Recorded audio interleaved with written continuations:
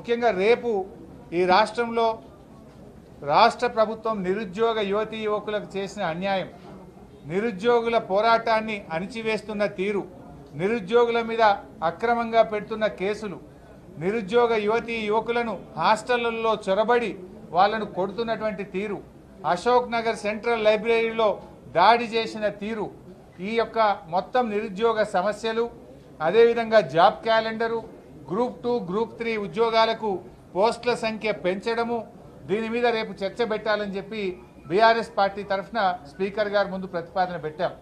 రేపు నిరుద్యోగుల ఎజెండాను తప్పకుండా చేపట్టాలని, దీన్ని మీద చర్చ జరపాలని, ఈ రాష్ట్రంలో లక్షలాది మంది నిరుద్యోగ యువతీ యువకులను కాంగ్రెస్ పార్టీ మోసం చేసింది. మీరు ఆ రోజు వాళ్ళకు పంచరంగుల ప్రచారం చేసిండ్రు, కలలు చూపించిండ్రు, జాబ్ క్యాలెండర్ ఇస్తామని, 2 లక్షల ఉద్యోగాలు ఇస్తామని ఫుల్ పేజ్ అడ్వర్టైజ్మెంట్లు ఇచ్చి ఇవాళ వాళ్ళను రోడ్ల మీదకి తెచ్చినారు, వాళ్ళ మీద అక్రమ కేసులు పెడుతున్నారు.